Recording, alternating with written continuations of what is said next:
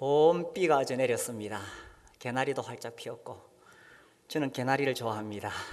노란 개나리, 노란 병아리, 또 노란 옷 입고 가는 유치원생들. 예. 오늘 본문 말씀은 에베소서 2장 10절 말씀입니다. 제가 한번 읽겠습니다. 우리는 그가 만드신 바라 그리스도 예수 안에서 선한 일을 위하여 지으심을 받은 자니 이 일은 하나님이 전에 예비하사 우리로 그 가운데서 행하게 하려 하심이니라. 제가 이제 목회를 하면서 많은 사람들을 만나면서 느끼는 게 있습니다.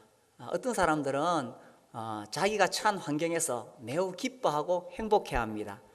어떤 사람들은 또 자기가 처해 있는 환경에서 스스로 불행해하면서 살아갑니다.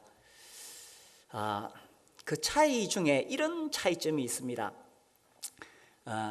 이 비교 의식에 빠진 사람, 열등감에 빠진 사람들이 대체로 다 불행합니다.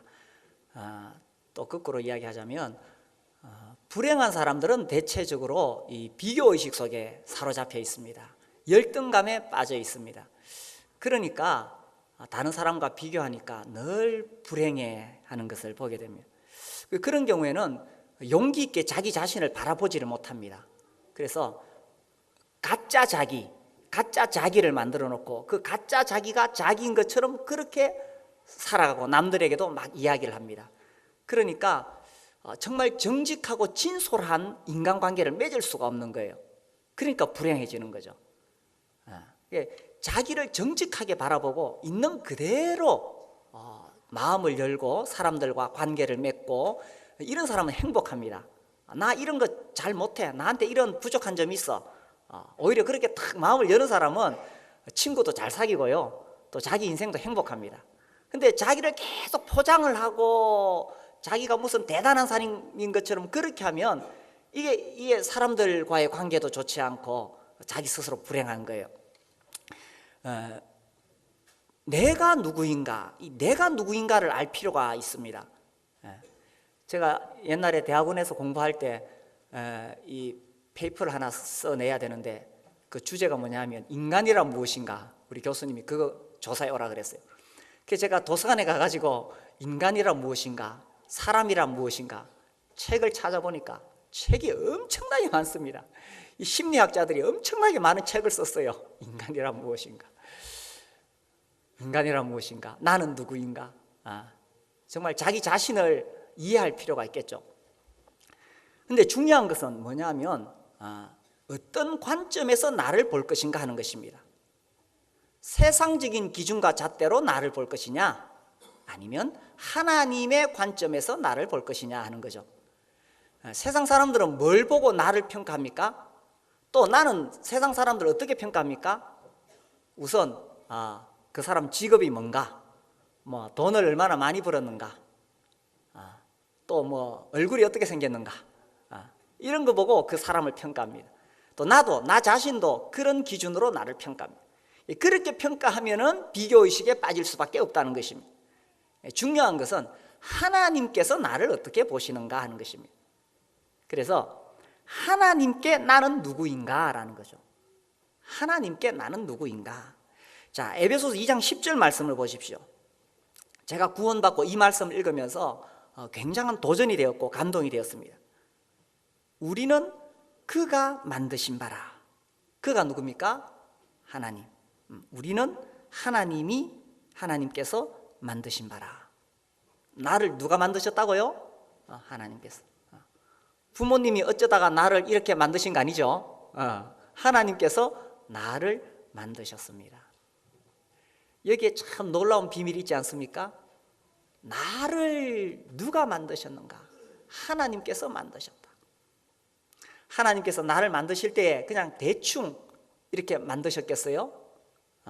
이 작가가 그림을 하나 그려도요, 미술가가 그림을 하나 그려도 그냥 아무렇게나 그리지 않습니다. 자기 혼신의 힘을 다 해서 그림을 그립니다. 그리고 또 누가 그렸는가에 따라서 그림 값이 확 달라집니다. 저 같은 사람이 그리면 아무리 잘 그려도 알아주지 않습니다. 그런데 아주 이 유명한 작가가 그림을 하나 딱 그리면요, 옛날에 제가 지나가는 이야기로 들었는데, 이중섭 씨, 왜 국어 교과서 그림 미술책에 나오는 그 이중섭 씨, 그 화가가 피난길에 담배값에다가 이렇게 뭘로 바늘로 콕콕콕 찍어가지고 뭐 그림을 하나 그렸는데, 그게 지금 수천만 원짜리랍니다. 제가 그렇게 하면은 아무도 안 봐주겠죠. 피난길에 뭐 그림 그릴 도구도 없고, 그 담배 거기 은박지 있잖아요. 요즘도 그런 거 있습니까? 잘 모르시죠? 예약하는 사람은 수상하네. 제가 옛날에 본 기억으로는 하여튼 담배 그 은박지가 있어요. 거기다가 바늘로 콕콕콕 구멍을 내서 그림을 그렸는데, 그게 수천만 원짜리. 그게 이중섭 씨가 그렸다, 이게 확인되면 이게 엄청난 가치가 있는 것입니다. 인간 미술가도 그러한데, 하물며 절대전능하신 하나님께서 만드신 작품은 얼마나 가치가 있겠습니까? 그 하나님께서 나를 만드셨다는 거예요. 여기 만드신 바라 했을 때 이 헬라의 원어의 의미를 추적하면은 그냥 만드셨다 정도가 아니라 걸작품이다, 이런 뜻을 가지고 있습니다. 같은 어원을 가지고 있어요. 그래서 이게 번역하면서 우리말에는 잘 나타나 있지 않지만, 우리는 그가 만드신 바라 했을 때 하나님께서 나를 걸작품으로 만드셨다. 걸작품이 뭔지 아시죠? 걸레 같은 작품 말고 최고의 작품. 이 작가가 혼신의 그 힘과 정성을 다해서 만들어낸 작품, 걸작품. 이것은 제품과 다릅니다. 작품과 제품의 차이를 이해하시죠? 제품은 공장에서 막 찍어내는 게 제품입니다. 그러나 작품은 작가가 힘을 다해서 만들어내는 것. 거기다가 앞에 걸자가 붙으면은 더 놀라운 작품이 되는 거죠. 하나님께서 나를 그렇게 만드셨다는 것입니다. 자, 저를 따라해 보십시오. 나는 하나님의 걸작품이다. 그렇게 생각하십니까?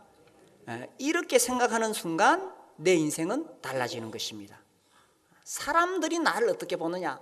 사람들이 나를 봤을 때 뭐 직업도 변변찮고, 배운 것도 없고, 또 가진 것도 없고, 남들한테 내세울 만한 것도 없어요. 그것은 사람들이 나를 어떻게 보는가 하는 것입니다. 하나님께서 나를 보실 때 나는 과연 누구인가? 하나님은 하나님께서 정성을 다해서 만드신 걸작품이라는 거예요. 그런데 이 귀한 걸작품을 보는 눈이 없어. 사람들이 보는 눈이 없으면 가치를 몰라요.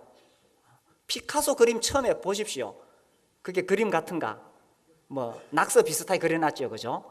저거 나도 그리겠다 싶은데, 그러나 그것을 보는 눈이 있는 사람은, 이야, 이 작품 정말 놀랍다. 얼마나 놀라운 것입니까? 그래서요, 이 내가 걸작품인데 내가 나를 보는 눈이 없으면 내 인생을 마음대로 살게 된다는 것입니다. 내가 나를 보는 눈이 있어야 돼요.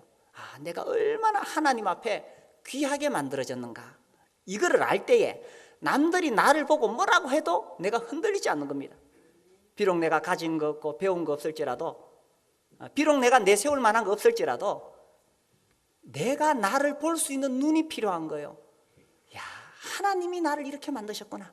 내 얼굴은 좀 자유분방하고 그럴지라도, 내가 뭐 좀 남들한테 이래 보일 만한 거 없을지라도, 하나님께서 정성을 다해서 나를 만드신 것입니다. 그리고요, 다른 사람들 볼 때도 우리가 이런 마음 필요하죠.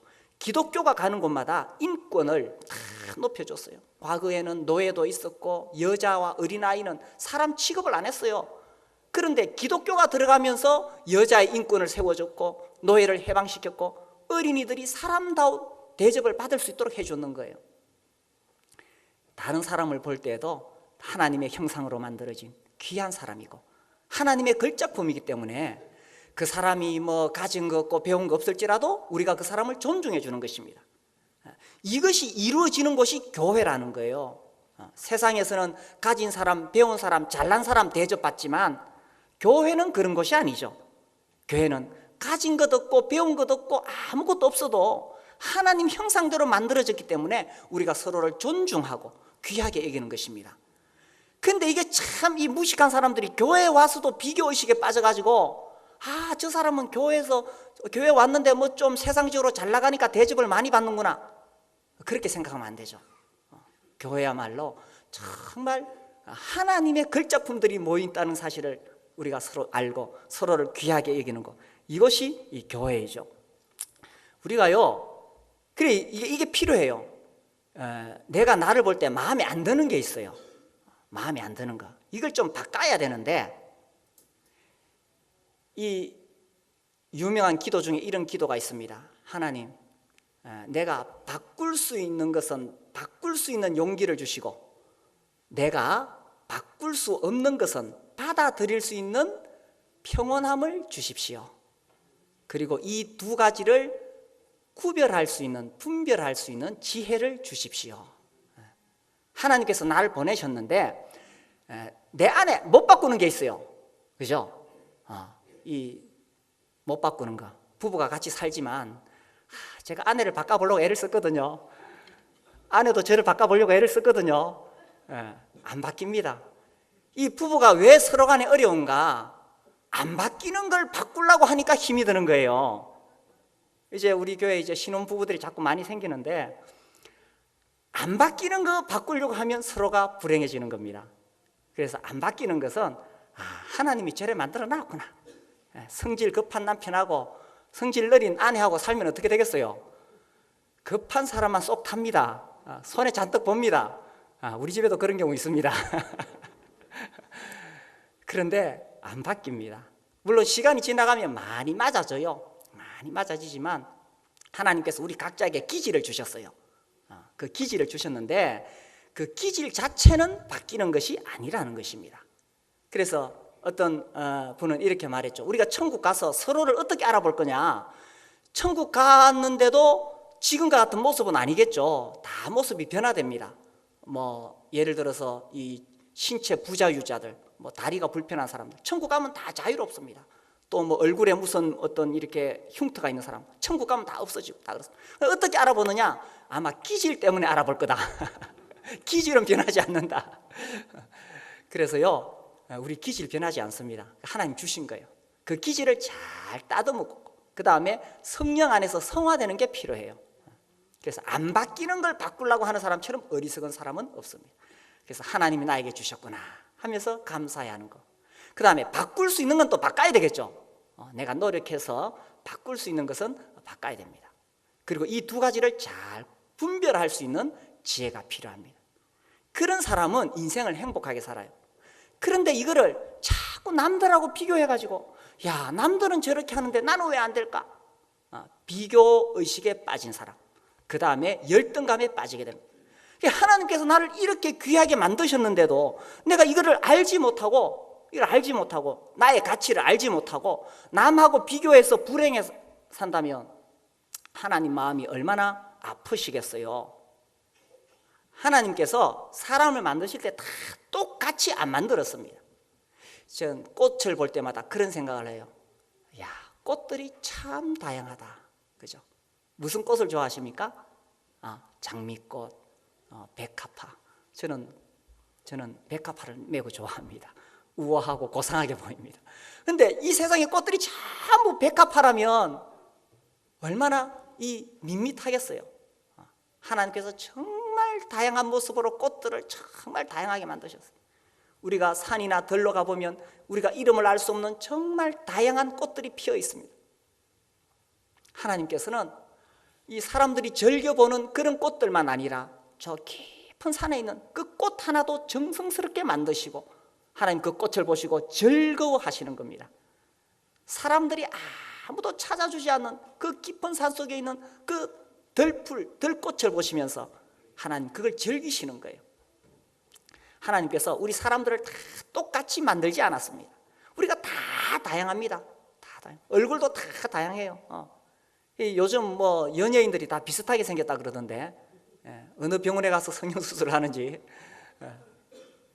우리가 다 다양한 겁니다. 그래서 하나님께서 이렇게 다양하게 만드시고, 그렇기 때문에 하나님께서 나에게 주신 독특한 것들을 우리가 잘 개발해서 그것을 가지고 하나님을 섬기는 거예요.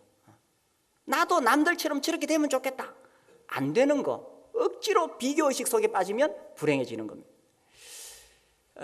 제가 그 교직에 있을 때에 제 앞에 이제 저희 선배님, 여선배님, 수학 선생님이 앉아 계셨어요. 그 여선생님, 수학 선생님 이런 말씀하시는 거예요. 그분 남편도 저희 선배예요. 그러니까 두 분 다 수학 교사죠. 같은 이 학교에서 만나서 결혼을 했어요. 근데 이 수학 교사들 자녀들이 수학을 잘 못하는 것 같아. 예, 그래 이제 그 선생님이 하시는 말씀이, 우리 딸애가 중학교 1학년인데 성적표를 받아왔는데 정말 이건 뭐 한숨이 절로 나오더래요. 상상도 할 수 없는 점수를 받아왔는 거예요. 근데 그 딸아이가 그 성적표를 딱 주고도, 엄마한테 딱 주고도 조금도 미안해하지 않더래요.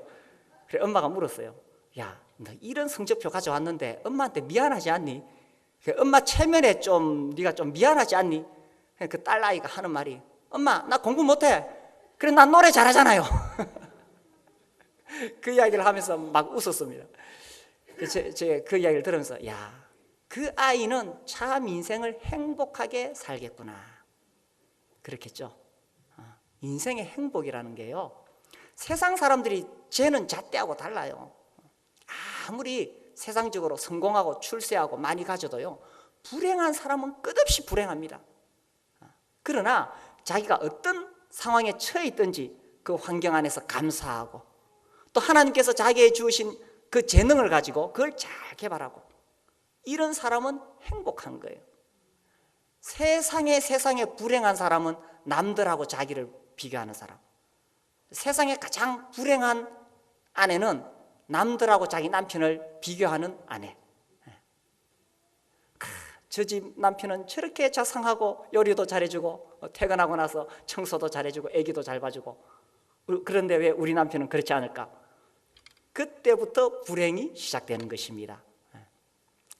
이 자녀들도 부모님을 남들 부모님과 비교한다든지, 부모님들도 자식들을 남들 자식들하고 비교한다든지, 그때부터 불행이 시작되는 것입니다. 하나님께서 우리 각자를 다 독특하게 만드셨어요. 그리고 우리 각자에게 다 하나님께서 재능을 다 주셨어요. 그래서 하나님이 나를 만드셨구나, 감사하고. 중요한 것은 세상 사람들이 나를 어떻게 보느냐, 그거 중요하지 않습니다. 그런데 열등감 가질 필요 없습니다. 하나님께 나는 누구인가, 이것이 너무나 중요하다. 하나님께 나는 누구인가. 우리 요한일서 3장 말씀을 보겠습니다. 요한일서 3장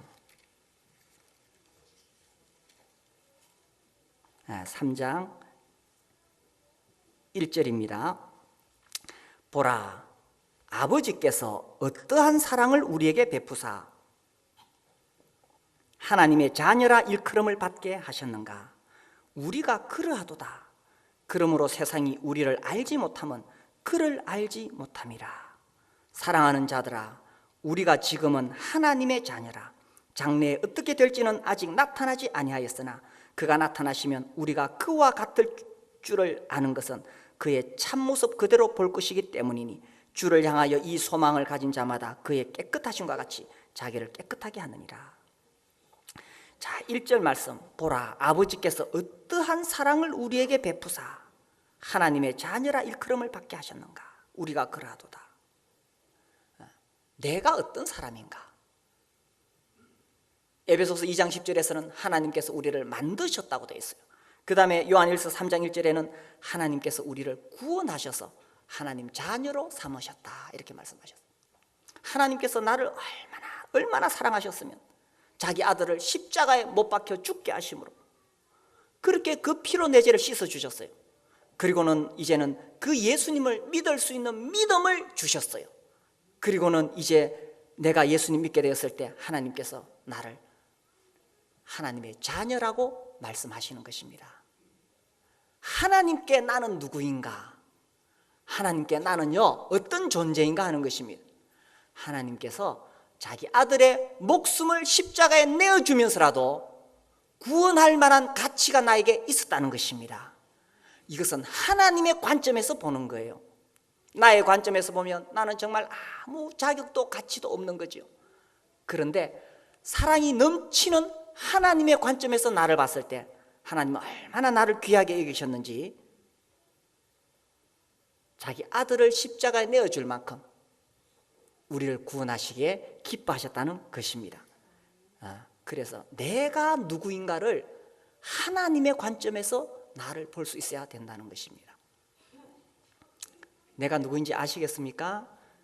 이 사실을 확실히 깨달을 때에 내 인생이 달라지는 것입니다. 하나님 나에게 이렇게 말씀하십니다.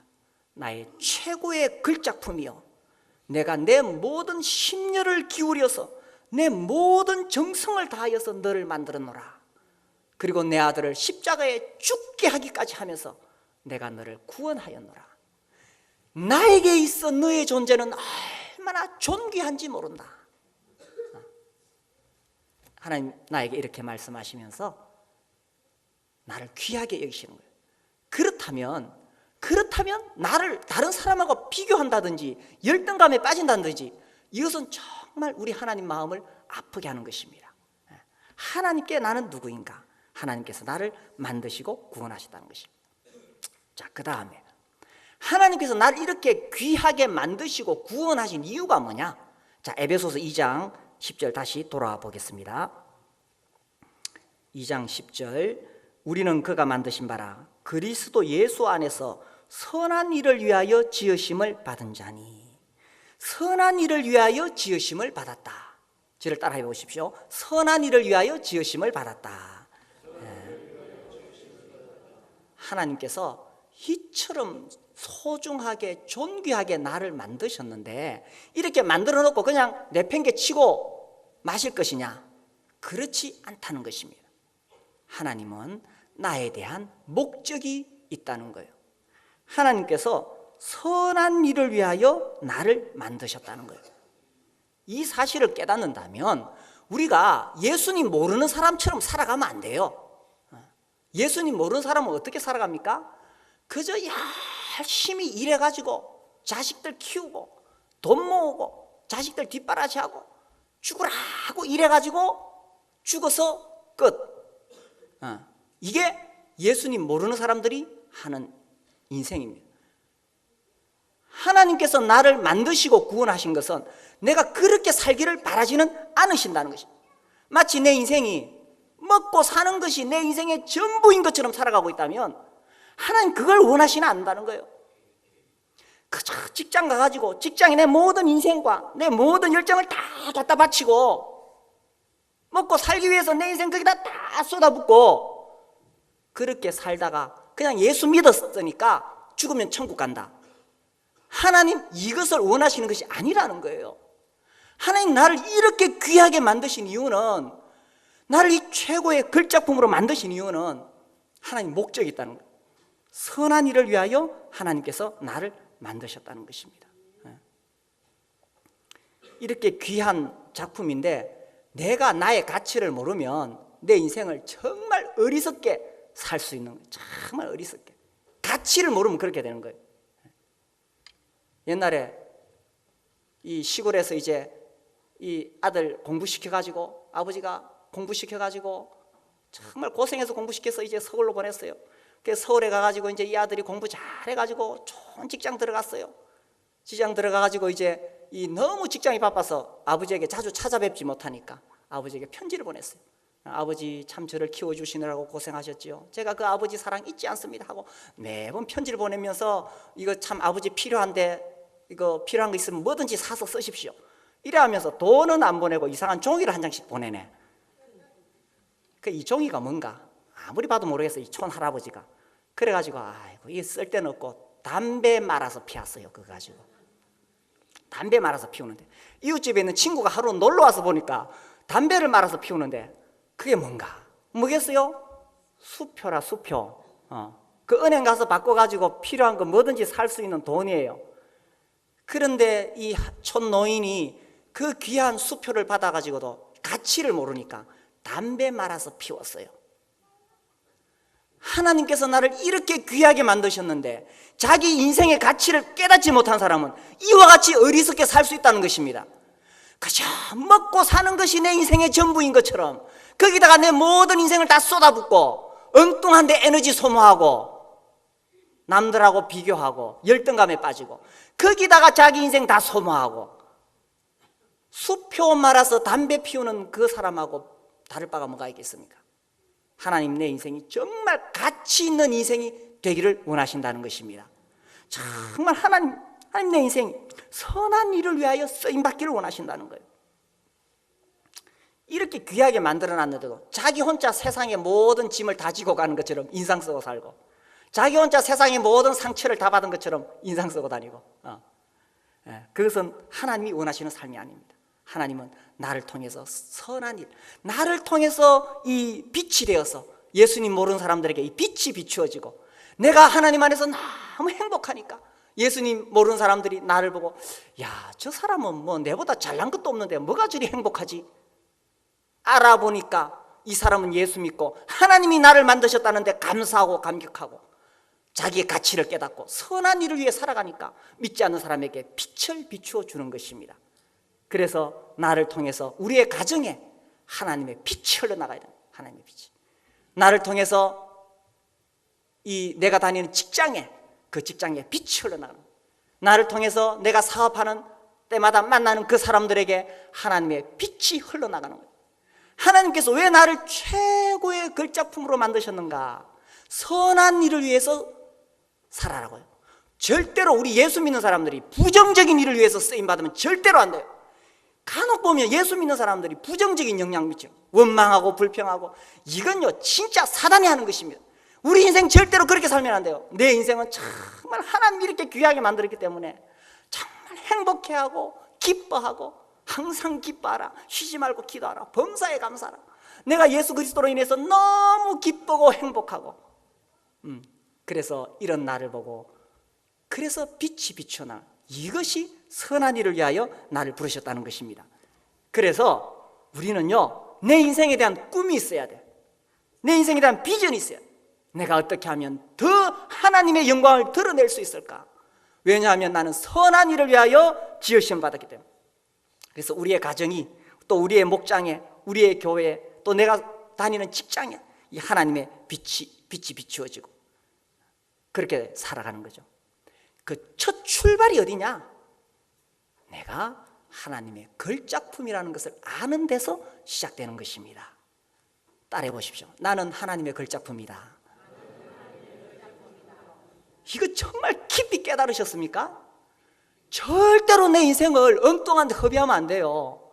이렇게 귀한 나인데 어떻게 쓸데없는데 내 에너지를 소모할 수 있겠어요? 그래서 이 선한 일이라고 했을 때 아주 포괄적인 의미로 선한 일이 있죠. 근데 이것을 조금 더 압축해서 딱 이야기를 하자면 주보에 늘 실려 있습니다.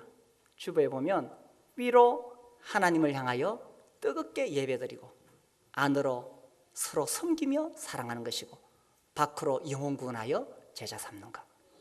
우리 선한 일 아주 포괄적인 것이지만 이걸 딱 압축하면 이 세 가지입니다. 그래서 하나님은요 나를 이렇게 걸작품으로 만드셔서 내가 정말 나를 만드신 하나님께 감사하고 예배드리기를 원하시는 것입니다. 그리고 이런 우리 성도들이 함께 모여서 목장에서 서로 사랑을 나누고, 또 교회에서 서로 사랑을 나누고, 또 이 귀한 십자가 복음을 예수님 모르는 사람에게 전하는 것, 이것을 위해서 하나님께서 나를 만드셨다는 것입니다.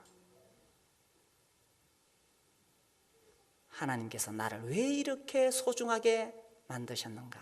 이 선한 일을 위하여 만드셨다는 것입니다. 자, 2장 10절 뒷부분을 보면요, 선한 일을 위하여 지으심을 받은 자니 이 일은 하나님이 전에 예비하사 우리로 그 가운데서 행하게 하려 하심이라.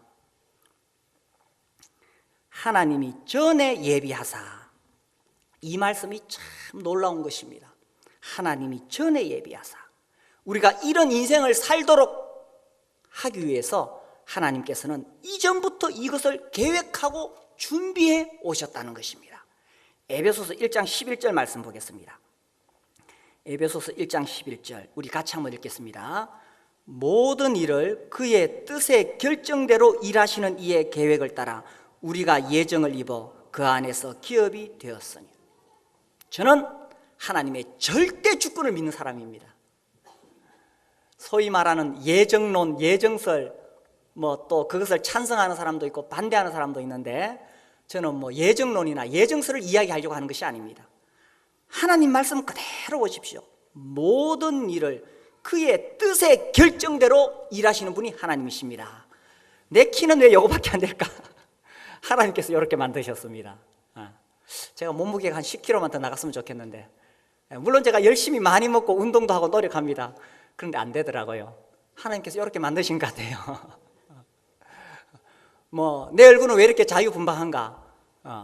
그렇게 너무 낙심할 필요 없습니다. 특히 우리 청소년들, 하나님께서 이렇게 만드셨습니다. 이때 또 옆 사람을 보시면 신뢰가 됩니다. 예, 모든 일을 그의 뜻의 결정대로 일하시는 분, 하나님께서 결정하시고 하나님 결정하신 그대로 행하시는 분이 계획을 세웁니다. 내가 이렇게 하리라. 자, 여기 오셔서 오늘 예배 가운데 앉아 계신 분들, 내 의지로 오셨겠지요. 그러나 내 의지로만 된 것이 아닙니다. 하나님께서 오늘 2014년 3월 30일 이 성서 행복한 교회에서 예배드리도록 오늘 이 자리에 오시도록 하나님께서 계획을 세우고 예정을 하셨기 때문에 이 자리에 오신 것입니다. 우리의 삶에 우연이란 없습니다. 우리의 삶에 우연은 없습니다. 그리고 오늘 이 메시지, 이 하나님 말씀을 듣도록 하셨습니다. 오늘 이 하나님 말씀, 설교자인 저를 통해서 하나님 이 말씀을 듣기를 원하십니다. 이 말씀 들려주시길 원합니다. 너는 최고의 걸작품이야. 절대로 남하고 비교하지 마. 그리고 너는 선한 일을 위해서 살아야 돼. 이것은 단순히 설교자의 설교가 아니라 하나님께서 미리 예정하신 것입니다. 그리고 오늘 이 시간에 이것을 듣기를 원하시는 것입니다. 그래서요, 하나님께서 전에 예비하사, 그래서 내가 이 선한 일을 위하여 살도록 하나님께서 이전부터 예비하셨다는 것입니다. 하나님 내 인생에 대한 계획을 가지고 계십니다. 자, 다시 한번 보겠습니다. 시편 139편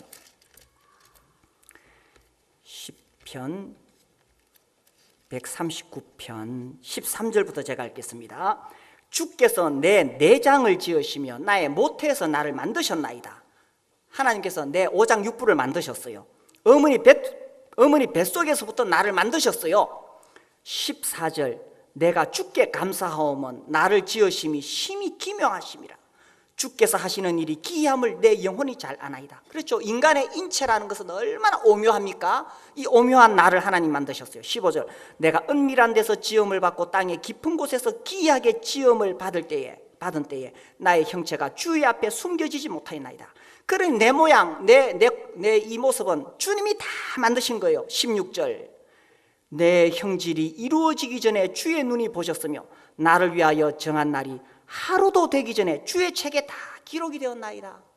하나님은요, 내 인생 어디서 태어나서 어떻게 살다가 어떻게 떠날지 하나님의 책에 다 기록을 하셨습니다. 이것은 물론 어떤 기계적인 운명론을 이야기하는 것이 절대로 아닙니다.